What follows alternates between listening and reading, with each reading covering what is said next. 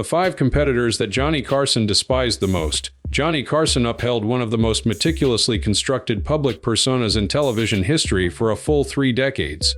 Every night, millions of people across the world welcomed him into their homes as host of The Tonight Show, thanks to his charisma, humor, and humanity. A significantly more nuanced person lurked beneath this meticulously preserved facade of friendly welcome. An individual who, behind the scenes, held intense grudges and sustained fabled feuds that may endure decades.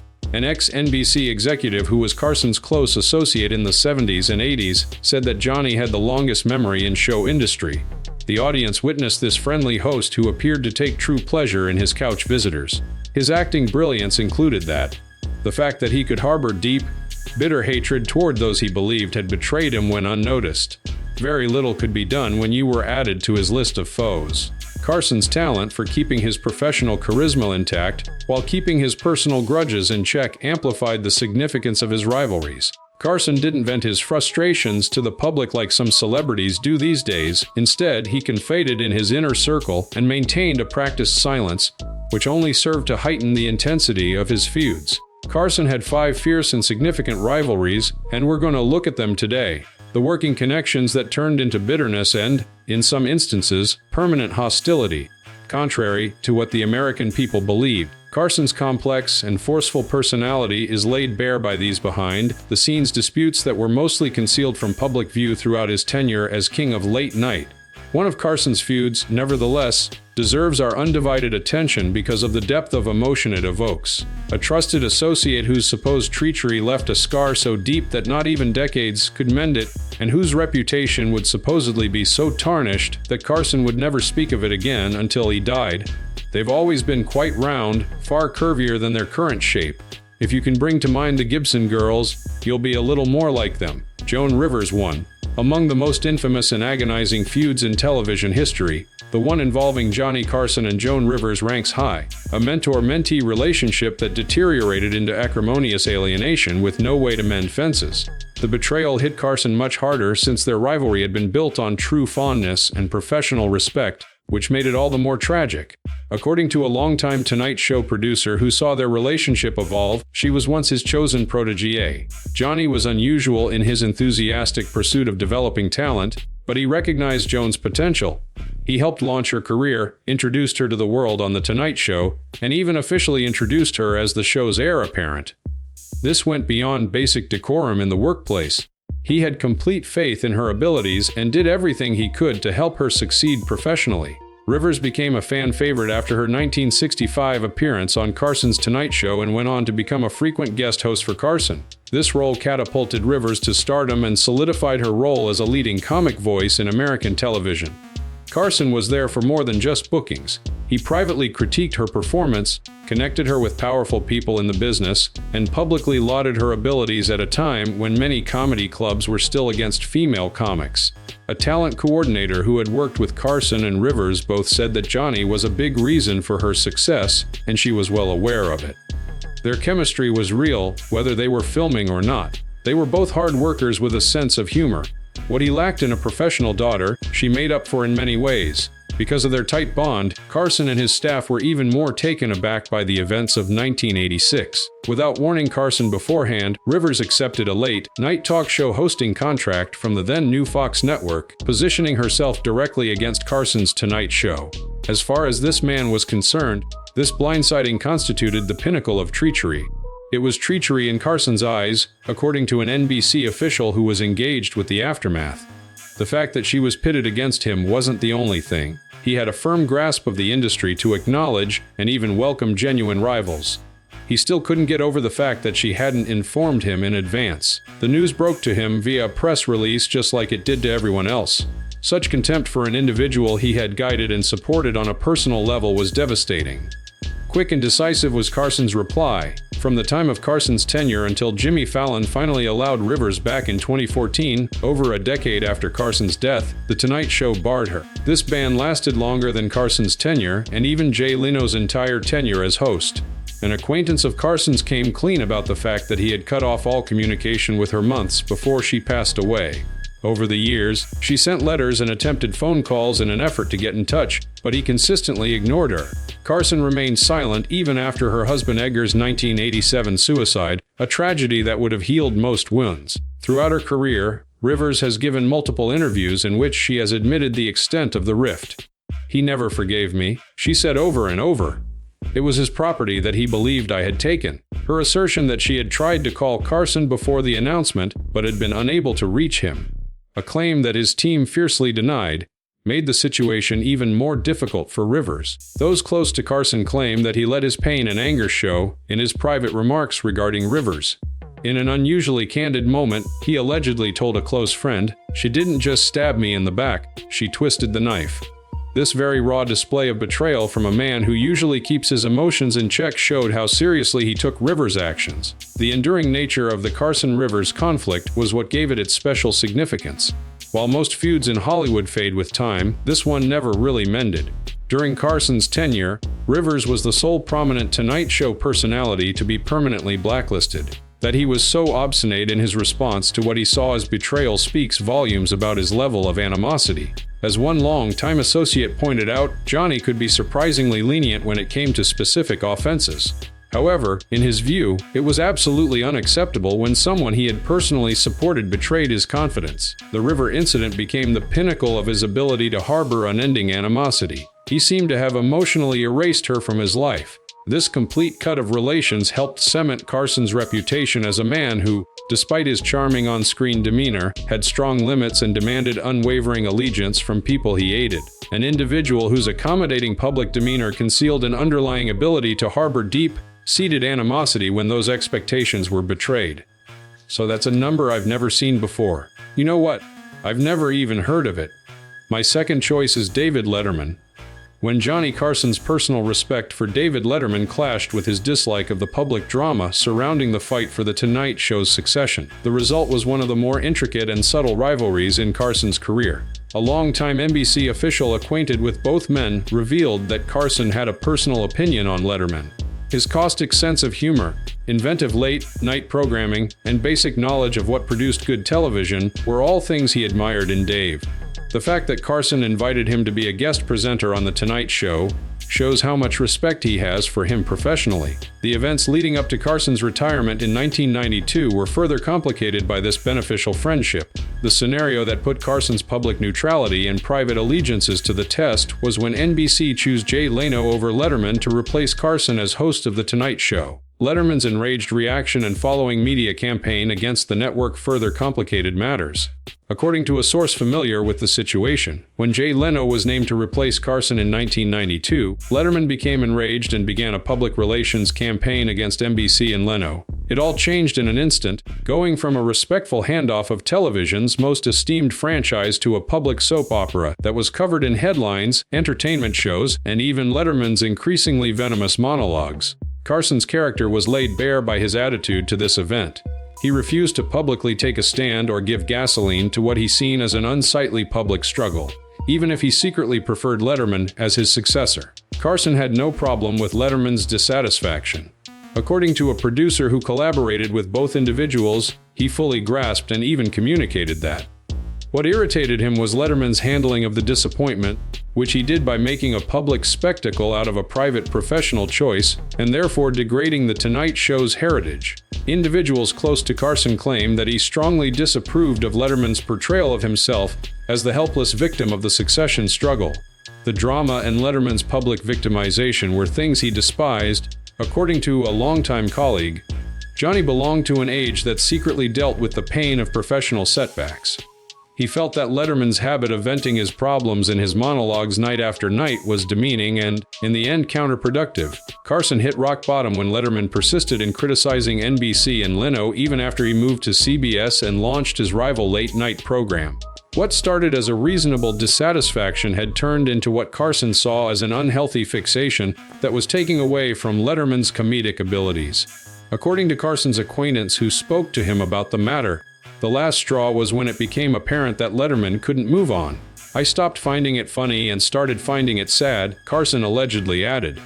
Johnny saw that as the pinnacle of censure. Someone has lost sight of the forest for the trees when professional comedy becomes a vehicle for personal resentment. The connection between Carson and Letterman stands out because it exposes Carson's private-public duality. Carson subtly showed his bias for Letterman through his acts rather than words, all while preserving his apparent neutrality. Most notably, he avoided Leno's Tonight Show in favor of Letterman's CBS program and sent jokes to him after retirement, which led to his sole post-retirement appearance on The Tonight Show. A television executive informed of the matter said that although Carson never officially supported either man, his behavior spoke louder than words. Johnny subtly expressed his choice by appearing on Letterman's show and providing humor to his monologues. A brilliant demonstration of Carson's operation, in which his deeds, not his words, conveyed his innermost sentiments. The complexity of Carson's persona was shown by her subtle handling of the competition with Letterman. Someone who might have real feelings for Letterman on a personal level while still being critical of his public persona. Who among us could love Letterman more as a comic and hate how he deals with setbacks in his career? One who would secretly back him without getting involved in the public eye. Carson remained an intriguing and mysterious figure during his career and after. As this complex answer shows, now it seems like you're obligated to write every day. See, I'm going to have the best time of my life on Monday afternoon planning my Monday night activities, but that's what makes it so entertaining. The number 3. Jon Stewart, perhaps the most professionally significant of Johnny Carson's rivalries in his latter years was his friendship with Jay Leno. This was a case where he had to weigh the institutional obligations of his role as The Tonight Show's departing host against his personal distaste. One NBC official who was there during the changeover talk said that Carson never considered Leno to be his genuine successor. Within the industry, this was known. After Johnny left, he had clear ideas about the direction and leadership of The Tonight Show. Those of us who worked with him knew that Leno wasn't his decision, even if he never acknowledged it publicly. Throughout their working relationship, Carson's misgivings about Leno shone apparent. Carson kept his distance professionally, in stark contrast to the mentorship he more enthusiastically supported, even though Leno was the show's permanent guest presenter in subsequent years, a job that traditionally served as a test for potential succession. According to an old-school producer, he never even asked him to be a guest host. This was noteworthy because Johnny had chosen the individuals he trusted to fill his chair temporarily. An important contrast within the show's structure was that Leno's guest hosting came from network arrangements, not from Carson's personal request. Among Carson's many grievances with Leno were the two men's apparent fundamentally different comic approaches and sensibilities. Some who had private conversations with Carson said that he thought Leno was missing some traits that were important for the Tonight Show host. According to a writer who was Carson's associate in his later years, Carson believed Leno lacked charisma and had immoral impulses. The presenter, in Johnny's opinion, should be someone the audience felt comfortable enough to let into their beds nightly. Although he thought Leno's comedy was funny, he felt it lacked the personal touch that elevated late-night television beyond a joke delivery mechanism. Executives at NBC made the choice to replace Carson with Leno rather than Letterman, and Carson reportedly had a strong but restrained reaction behind closed doors. An official there at the time confirmed that Carson was irate but kept silent when NBC picked Leno over Letterman. After 30 years of hard work, he realized that publicly voicing his dissatisfaction would do more harm than good to the institution he had worked so hard to establish. He chose to remain silent with an air of respect that spoke a great deal. In the years after he retired, this quiet took on greater significance. Insiders in Carson's field saw his observance of specific symbolic limits as major expressions of his genuine emotions.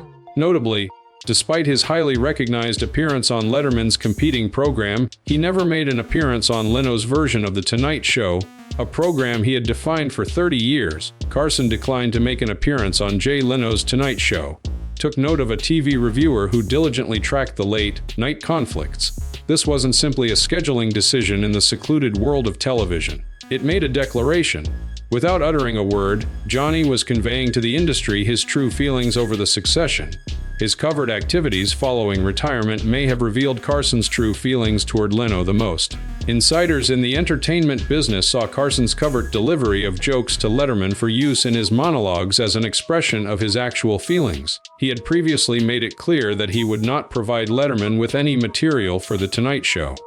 According to a former staff member of Letterman, he discreetly revealed that he supplied jokes to the show instead. Although it was not well known at the time, Johnny often sent jokes to Dave by fax to be considered for his monologues. The fact that Carson would contribute to Letterman's show without ever appearing on, or helping out with Leno's Tonight Show, shows how he really felt. His closest associates claim that Carson's private remarks against Leno may be shockingly critical, showing a degree of contempt seldom shown in public. It was said by a close friend that Carson had called Leno a robber with a large chin, a scathing allusion to the long-running gossip in the business regarding Jay Leno's comic writing methods, which exposed Carson's honest judgment when he spoke with close friends and colleagues. The significance of the Carson-Leno rivalry lies in the fact that it exposes Carson's intricate juggling act between her personal emotions and her professional obligations. Carson never publicly discredited Leno or NBC's decision, even though he clearly disapproved. Instead, he showed his disapproval through meaningful actions and private remarks, avoiding statements that could have hurt the institution he had worked so hard to build. One of Carson's distinguishing features was her measured manner to expressing disapproval. A man who could keep his public persona professional while secretly harboring grudges, who knew that in order to preserve his reputation, he had to keep his personal disappointments under wraps, at least in public settings. Chevy Chase was once said to have the makings of Johnny Carson. Seriously, he's going to lose all control of the 4 Chevy Chases. As an example of his more overt professional animosity, Johnny Carson despises Chevy Chase, an instance where the unfavorable impression was left by subpar performance and an air of apparent haughtiness that did not gradually fade. Unlike in his more convoluted feuds with other comedians, Carson's animosity with Chase originated from the latter's actions while performing on The Tonight Show. According to a segment producer who was involved with multiple of Chase's appearances on The Tonight Show, Chevy's guest appearances were a huge bust. There has to be some give and take when doing an interview on television, to participate in a discussion instead of only putting up a show. This relationship was never something that Chase appeared to grasp or value. He was condescending and unhelpful, and he offered Johnny no direction. Chase was an especially formidable obstacle for Carson, who took great delight in making even the most challenging guests feel at ease and entertained. Carson, who depended on guests' assistance to produce captivating television, was irritated by his seeming lack of enthusiasm in the interview style and unwillingness to participate in real conversation. A director who saw these awkward parts said that Chase behaved as if he were above the format. He had a sneaking suspicion that late-night talk programs were beneath him, even though he had hosted one for a little while. Carson and the audience both felt uncomfortable during the awkward moments caused by that attitude coming out on television. Carson's dissatisfaction with Chase's on-air demeanor was apparent in his private evaluation of the comedian. Employees who overheard Carson's unvarnished thoughts say he was especially put off by Chase's attitude. The personnel at Carson's place heard that Chevy considers smugness a personality trait. Yes, it isn't. Who was a writer for the show during that time? Even when they were alone, Johnny seldom publicly criticized his guests in such a way, so hearing that from him was terrible. Unlike his past rivalries, Carson's animosity toward Chase was shown in actual business actions, not only in private remarks. The post of guest host is usually reserved for comedians that Carson personally approves of. Nevertheless, Carson took the unprecedented step of eliminating Chase from this consideration. "If I'm sick, don't even book him as guest host," Johnny urged producers, and he never invited him back, according to a talent coordinator from that era. According to Johnny, this wasn't just a personal preference, it was a professional judgment. He honestly thought that Chase wasn't very effective at the chat show format, whether he was the host or a guest. It was more about preserving the show's quality than expressing personal distaste when he told Chase to stay off the guest host roster. The revelation of Carson's professional standards is what makes the Carson-Chase scenario so intriguing. Guests who were anxious, had strong opinions, or respectfully disagreed with him were all things he could put up with.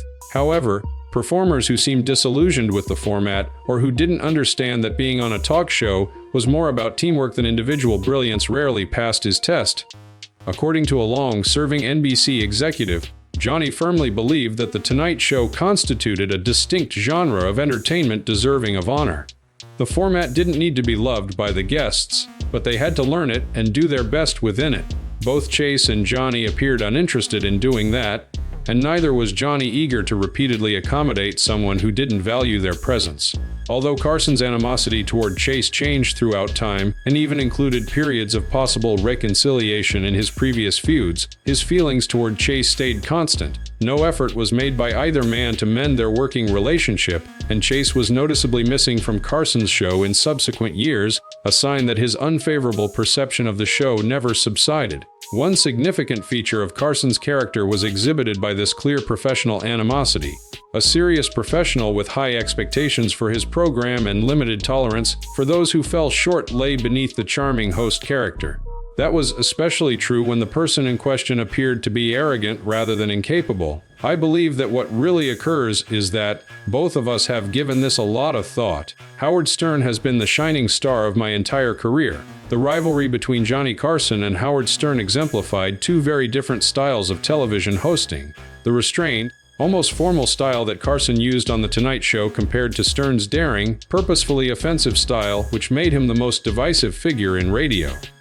Not only did they hate each other, but they also had fundamentally different views on the role of entertainment media.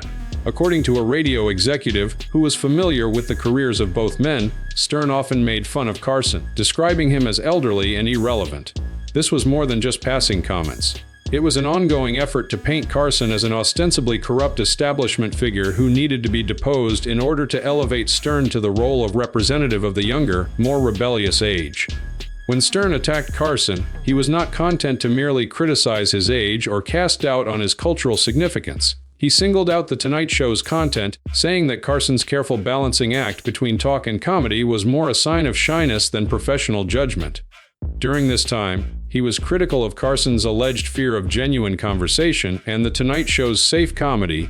According to a producer who worked in late-night television, Stern insisted time and time again that Carson's scripted interviews showed her fear of real human connection, not her desire to provide entertaining material that anybody might enjoy. The conviction that Stern's aggressive and frequently nasty manner exemplified more honesty and bravery than Carson's more subdued approach was what gave his criticism its bite. This framing wasn't merely a matter of personal taste in terms of entertainment methods. An outspoken moral assessment defined Carson's professionalism as timidity. Carson's character and professional beliefs were laid bare by his reaction to these provocations.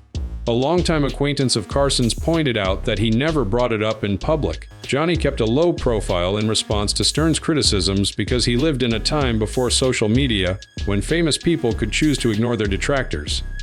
He refrained from airing any criticisms of Stern, never addressed particular complaints, and avoided the type of back and forth that could have made headlines but would have brought him down in status.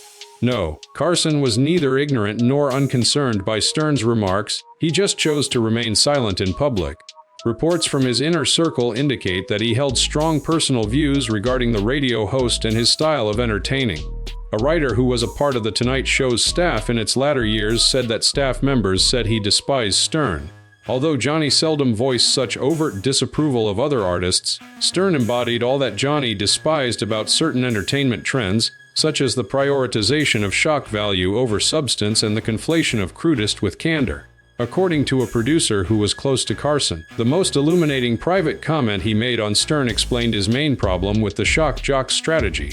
A bully who conflated brutality with honesty, he said Stern was, he said. This evaluation mirrored Carson's conviction that truly illuminating entertainment might exist without intentionally provoking or degrading vulnerable individuals, principles that ran counter to some of Stern's most renowned radio shows. The Carson-Stern feud was a watershed point in the history of the entertainment industry, which is why it was so important. The beginning of a transition from Carson's broadcasting style, which was more inclusive and accessible to people of all backgrounds and locations, to the more narrow and intentionally divisive style that would come to characterize media in the decades that followed. According to a media historian who researched the lives of both gentlemen, Johnny belonged to a time when newscasters sought to bring their audiences together by highlighting universal themes that could be enjoyed by all. Stern exemplified the new trend of intentionally segmenting audiences by making content that will captivate some while turning off others. Not only did they hate each other, but they also had fundamentally different views on the role of electronic media. The two men could never reconcile due to their fundamental philosophical differences. Carson disliked Stern for fundamental reasons related to entertainment that neither man was going to alter, in contrast to his other rivalries that had aspects of personal disappointment or betrayed expectations. According to one observer experienced with both professions, it wasn't merely that they hated each other personally. That was a given. The problem was that they stood for two radically different ideas about what entertainment ought to be. Elevation through wit was Carson's belief. Shock, according to Stern, was a means of revelation. Neither could accept the other's point of view without compromising their own. As a result, the Carson-Stern feud stands as one of Carson's more philosophical feuds. Rather than involving professional jealousy or personal slights, it was a contest between two men whose divergent views on the future of entertainment and the role of electronic media played out between them. Mentions that are neither loved nor despised, albeit tense. Many of Carson's work interactions were strained or mildly antagonistic, but he never displayed the level of passionate animosity shown in his 5 most famous feuds. Additional aspects of Carson's character and work ethic are shown by these honorable mentions. Those things about other performances that might make an audience feel distant without making them hate each other. Are all of you familiar with that? It's the gift that studios send out that changes your life. Dick Cavett is your name, indeed. Carson's complicated sentiments about various interview formats were on display in his friendship with fellow talk show host Dick Cavett. An insider in the television industry who knew both men said that Carson disliked his academic tone. There was no animosity between us. Johnny had genuine admiration for Cavett's wit and interviewing prowess. What irritated him was what he took to be an air of intellectual superiority emanating from Cavett's method, as if he were implying that Carson's more carefree approach to entertaining was inherently flawed. Carson was sensitive to the class and education disparities in the media, and this tension mirrored that. He was cognizant of the fact that Cavett's Yale-educated intellectualism was often portrayed as more sophisticated than his Midwestern, more approachable style. Although it never escalated into open animosity, this realization did cause the two men to maintain a professional distance from one another, even if they were on parallel career tracks. That could be the deciding factor, but everyone needs to pitch in and see that there's an issue, even if there isn't a riot on the way north of Will Arson Hall. It was clear from Carson's response to Arsenio Hall's late-night competition in the late 1980s that he was competitive and could be contemptuous of newcomers he saw as passing fads. A producer who was involved during this time said that Carson ignored his rise because he thought he was just a passing fad. Carson publicly pretended that Hall didn't exist when Hall started drawing younger viewers and substantial ratings. Carson usually maintained an air of regal detachment when faced with competitive difficulties, like this deliberate non-acknowledgement, so as not to seem worried about possible rivals. I don't have anything personal against Hall, it was just that Carson didn't want to acknowledge his success, which was a reflection of his career strategy as well as some generational doubts about the longevity of Hall's younger, more youthful style in the late-night scene. My skin crawls at the thought of this. Assuming Phil Donahue exists, the fact that Carson had a soft spot for Phil Donahue showed his biases when it came to the function of television in discussing contentious issues. According to a longtime colleague who is familiar with Carson's beliefs, Johnny found it too political and passionate. Johnny thought that entertainment TV should serve as a diversion from the daily scandals instead of escalating them. He felt that Donahue was utilizing television in a way that would further isolate people, rather than bring them together, by centering his shows on controversial topics and emotional confrontations. Although Carson's philosophical differences with Donahue never turned into an outright hatred, they did influence his private remarks regarding Donahue's program and attitude on occasion. Furthermore, it served to solidify Carson's dedication to his own formula, which involves discussing current events through humor, instead of argument and lightly touching on contentious subjects, rather than making them the show's main attraction. Though less intense than Carson's major feuds, these secondary tensions shed light on his personal sensitivities and professional principles. They show that he had strong views on broadcasting approaches that were different from his own, even though his views did not extend to the intense resentment he felt toward individuals who had personally betrayed him or breached his basic standards of professionalism.